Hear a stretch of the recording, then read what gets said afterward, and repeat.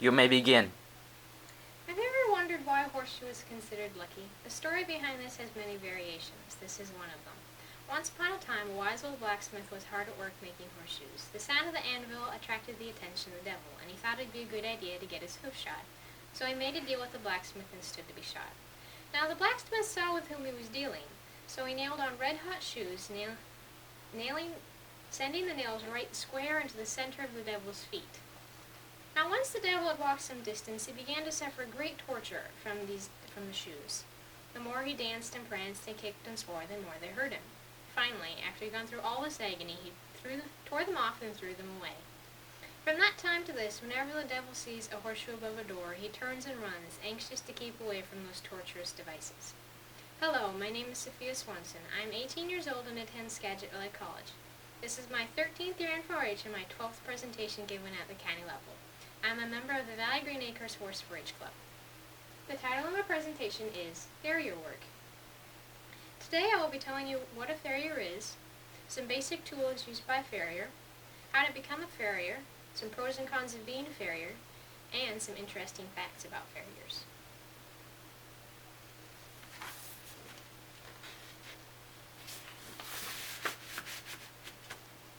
What is a farrier? A farrier is someone who trims horses' feet. Horses' hooves are like our fingernails. They grow continuously. Horses need their hooves trimmed every 6 to 8 weeks. Farriers make farm calls and trim and file the horse's feet. They check the horse's legs and discuss the horse's hoof health with the owner. They also put on shoes if the horse needs them. Now they just must choose the right size shoe and then fit and shape it to the bottom of the horse's foot. Then they must nail it on. This requires some accuracy, as any of you who have ever tried to nail anything on know. Now just make that thing a 1,000-pound animal with a mind of its own. Might not fancy standing still. Farriers don't only work on horses. They also trim the feet of donkeys, sheep, mules, goats, alpacas, and llamas. Anything with hooves. Camels, giraffes, zebras, and cows.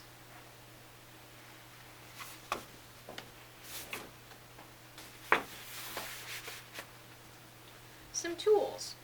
Farriers use many different tools to help them with their job. I do not have time to tell you about all of them, but I will give you some examples of the most commonly used ones. The hoof knife. This is a curved knife that is used to remove the dead sole from the bottom of the horse's foot, and to trim the frog, this triangular shock-absorbing cushion on the bottom of the horse's foot. This knife is used differently than most knives. It is used backwards, cutting towards yourself, giving yourself more power and leverage. During the summer months, a horse's hoof can dry out, making them incredibly hard to cut. Next, we have the nippers. These are essentially large fingernail clippers for animals. You work these around the edge of the hoof, trimming away the hoof wall until the hoof wall is level with the sole of the foot. Next, we have the file. During the filing process, you will be checking your trim and making sure it is balanced. You'll also be rounding the edges of the horse's hoof. There are two sides to a file.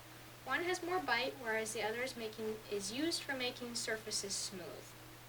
You want to make sure the edges of a horse's hoof are rounded smooth at the end of the trim to prevent cracking on impact with the ground and so it doesn't cut itself or other horses when it kicks them, or you. Then we have the hoof stand. This is used to relieve some strain on the farrier. It supports the horse's hoof while the farrier is trimming. Now this sounds amazing, but unlike when the farrier holds the horse's foot in its lap, if the horse should decide to move its foot, you do not have that immediate reaction to prevent that action. Farriers also use some personal protection.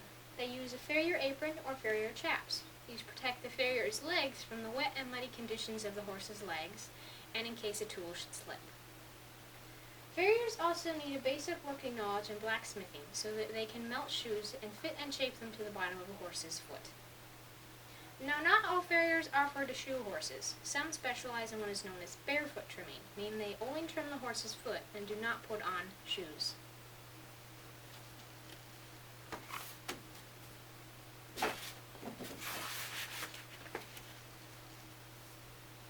How to become a farrier? There are several different ways of becoming a farrier. The most common one is to go to school for it. One There are farrier schools that offer courses to teach you. One near us is the Mission Farrier School of Ellensburg, Washington. They offer an 8-week course for $12,000. Now that might seem like a lot, but according to their website, considering the price range for shoeing a horse is $65 to $150 per horse, charging towards the lower end at $80 per horse trimmed, you only need to trim 100 horses to pay for your schooling. Now you might be sitting there doing some math in your head going, okay, that doesn't add up to $12,000. Now, when I say they charge $80 a horse, that means that's the minimum they charge. That's for like a barefoot trim. Now, you always charge more if you're putting on shoes or assisting the horse in therapeutic shoeing or any other type of special needs it might have. This farrier stuff can also be taught at a college course. The Walla Walla Community College offers a 1-year certificate in horseshoeing and a 2-year degree. It is also common for farriers who are first starting out to apprentice under other farriers.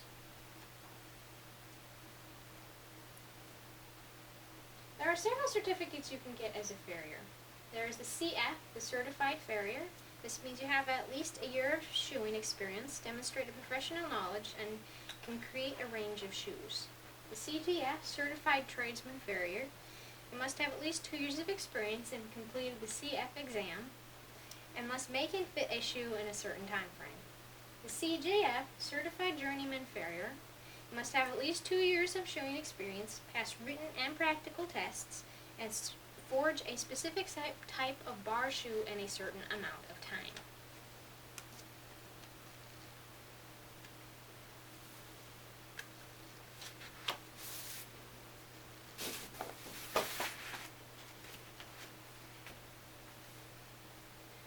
Some pros of being a farrier. As a farrier, you will be making good pay. As I said before, you can make anywhere from $65 to $150 per horse, depending on your level of skill and the barns you work for. In a high-end show barn, you can earn big bucks trimming and putting shoes on horses worth $20 grand. Most farriers in the U.S. earn $26,000 to $153,000 per year.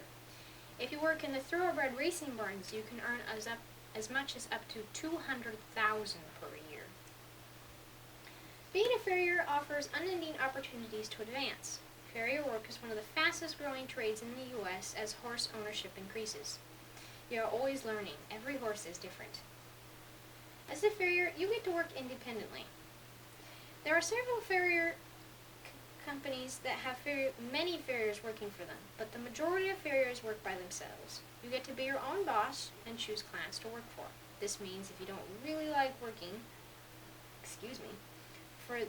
on that obnoxious 6-year-old whose owner never listens to your advice, then you can drop them. That also means you get to decide how much to charge. No school is required. You can forego all school costs and become a practicing farrier. It is not the law that you have to have any education. Granted, some people probably won't trust you quite as much.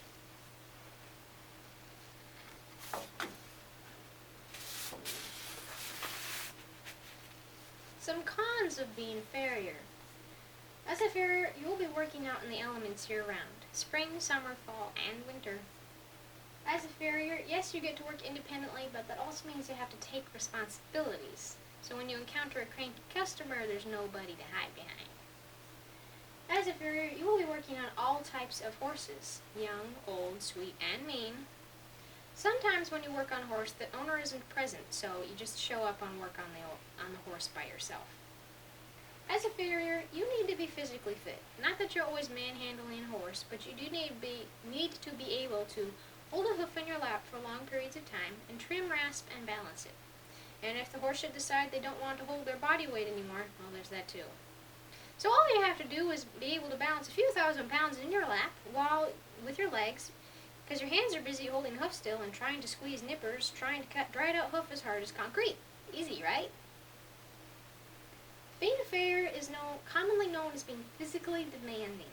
Besides bending over all day and wrestling with horses, you have to avoid being kicked, bitten, stepped on, and squashed by numerous 1,000-pound animals a day. The picture of the stereotypical guy who trims horses his whole life and is painfully hobbling around at the age of 55, not to mention his very colorful vocabulary, is a hard picture to erase from your mind. But if you use proper body mechanics, have patience with yourself, and treat your body like an athlete, eating well and getting sleep, then this is a very feasible job to be doing in your 50s and 60s. Don't let being short scare you either. The shorter you are, the easier it is on your body. You don't have to bend over so far. You'll also tend to be more nimble, so you can jump out of the way more easily.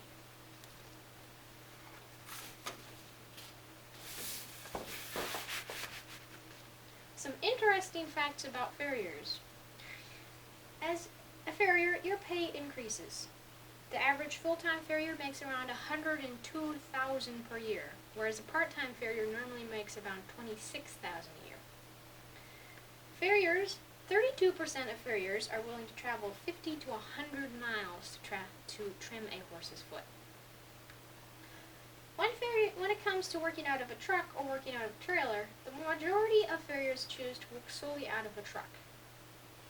In an average week, a farrier will work 41 hours trimming 32 different horses. In a year, an average farrier will work on 339 different types of horses. About 10% of farriers are women. There's a Farrier Hall of Fame in Kentucky. Now, we've all heard about horse owners paying an arm and a leg to the vet, but considering a horse needs his feet trimmed every 6 to 8 weeks, the majority of horse owners will pay more to the vet than to the more to the farrier than to the vet. The word farrier comes from the Latin word farrius, meaning iron worker.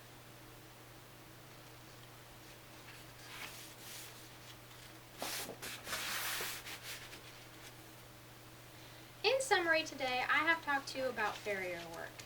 I have told you what a farrier is, someone who trims horses' feet. I have given you some examples of farrier tools, such as rasp and nippers. I've told you how to become a farrier by going to school for it. I have given you some pros and cons of being a farrier, such as a pro, you get to work independently, but as a con, you will be out in the elements year-round. I've given you some interesting facts about farriers, such as there is a Farrier Hall of Fame in Kentucky. My sources of information have been the websites payskill.com, workcron.com, missionfarrierschool.com, cowgirlmagazine.com, animal.mom.me.com, Cherokee Park Ranch, and FarrierFacts.com, and my farrier Jen Squire, and my horse trainer Cassandra Snyder. And here we have a picture of a fat pony that says, "The farrier said no more treats, so I ate them." Are there any questions? Why did you choose this topic? The question has been asked, why did I choose the topic? This topic is something that's always interested me. Someday I would like to be a farrier myself, so I decided to research it a little bit more. Do you trim your own horse's feet? The question has been asked, do I trim my own horse's feet? Not yet. I have trimmed a few horses' feet, under supervision of course, but not my own yet. Does Mission Farrier School offer continuing education or an advanced farrier class once you have completed the 8-week course? The question has been asked, after you complete the 8-week course at Mission Farrier School, does it offer any more courses or continuing education? Yes. They do offer another 8-week course after you complete the first 8 weeks as a more advanced farrier class, where you'll be learning more in-depth farrier skills. What did you learn while researching this topic that surprised you? The question has been asked, what did I learn while researching this topic that surprised me? Many different things surprised me, but I think the most surprising was that there's a Farrier Hall of Fame. That one blew me away. If there are no further questions, this concludes my presentation. Thank you for listening.